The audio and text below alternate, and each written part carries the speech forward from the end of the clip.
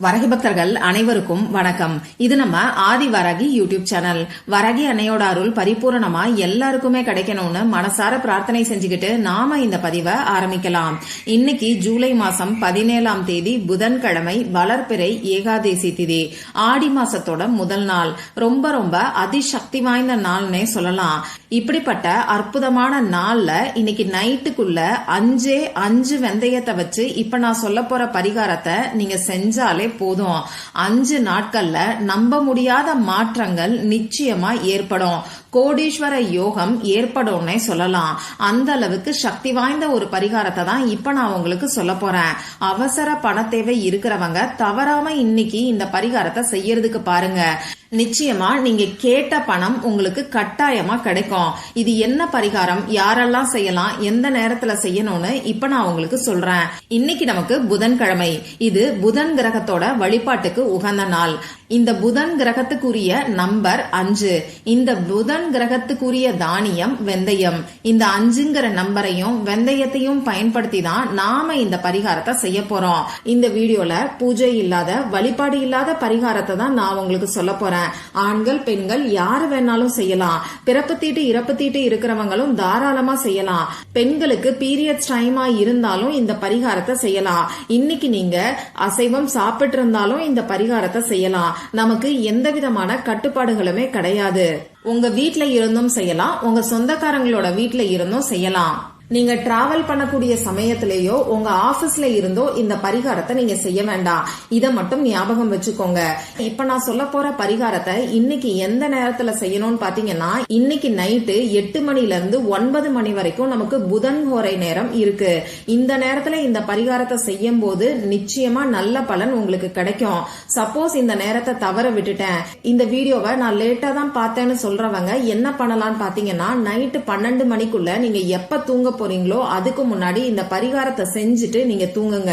இந்த பரிகாரத்தை யாரெல்லாம் செய்யலாம் பாத்தீங்கன்னா, பணவரவு அதிகரிக்கணும்னு நினைக்கிறவங்க எல்லாருமே செய்யலாம். அதே மாதிரி பண கஷ்டம் தீர்றதுக்கு, கடன் பிரச்சனை தீர்றதுக்காகவும் இந்த பரிகாரத்தை நீங்க செய்யலாம். அடுத்ததா, கொடுத்த பணம் திரும்பி வர்றதுக்கு இந்த பரிகாரத்தை செய்யலாமான்னு கேப்பீங்க. தாராளமா செய்யலாம். இன்னைக்கு நிறைய பேருக்கு மிகப்பெரிய பிரச்சனையா இருக்கக்கூடிய வீண் விரைய செலவுகள். ஒரு சிலருக்கு பாத்தீங்கன்னா, சம்பளம் கைக்கு வந்த உடனேயே எங்க போகுதுன்னே தெரியாது. 2 நாள்ல காலி ஆயிரும். மாசம் ஃபுல்லா செலவுக்கு பணம் என்ன பண்றதுன்னே தெரியாத ஒரு சூழ்நிலை இருக்கும்.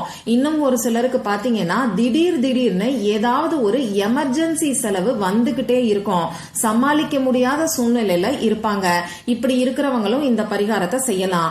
இப்போ இன்னொரு முக்கியமான விஷயம் என்னன்னு பாத்தீங்கன்னா, இன்னைக்கு அவசர பண தேவை எல்லாருக்குமே இருக்கு. இப்படிப்பட்ட அவசர பண தேவை பூர்த்தி ஆகிறதுக்கு கூட இந்த பரிகாரத்தை நீங்க செய்யலாம். இந்த பரிகாரத்துக்கு தேவையான பொருட்கள் என்னன்னு நான் உங்களுக்கு சொல்றேன்.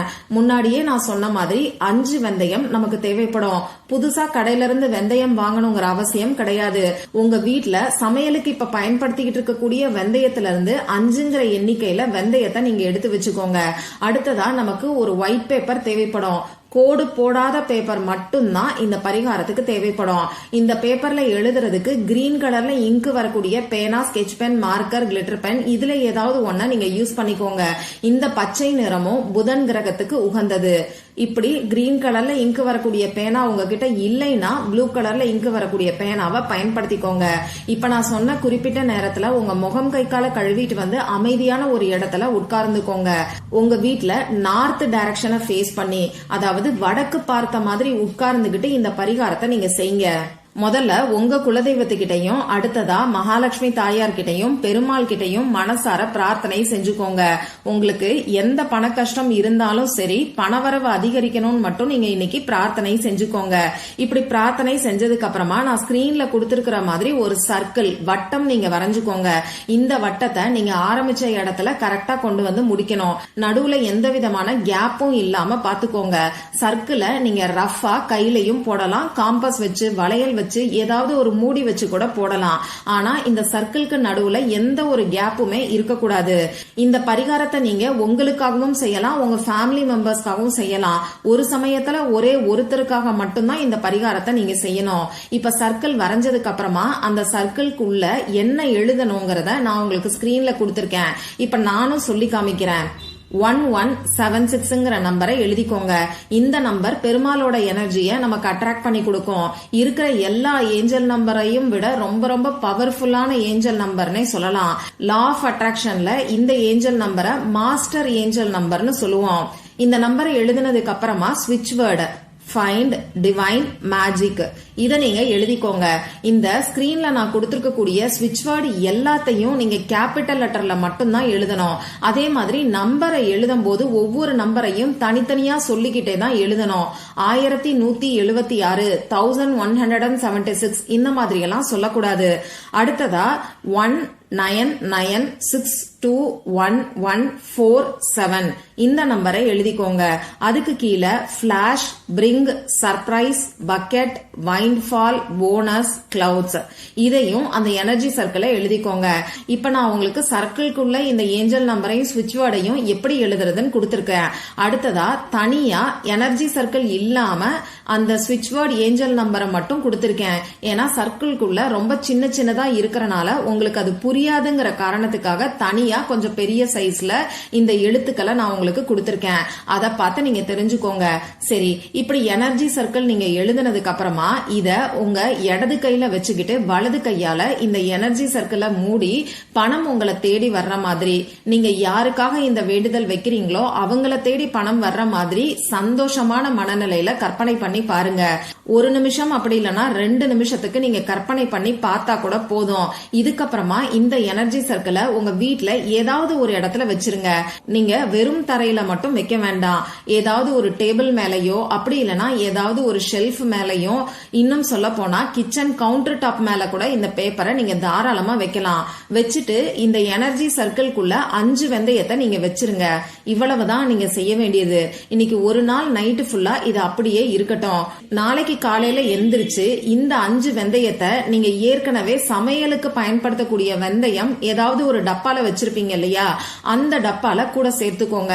அப்படி இல்லைன்னா நாளைய நாள்ல சமையலுக்கு இந்த 5 வெந்தயத்தையும் நீங்க பயன்படுத்திக்கோங்க. அடுத்ததான் அந்த பேப்பரை என்ன பண்ணணும்னு பாத்தீங்கன்னா, இந்த பேப்பரை எடுத்து ஒரு டம்ளர் தண்ணீர்ல ஊற வச்சிருங்க. 1 மணி நேரம் வரைக்கும் இந்த பேப்பரை ஊற விட்டுருங்க.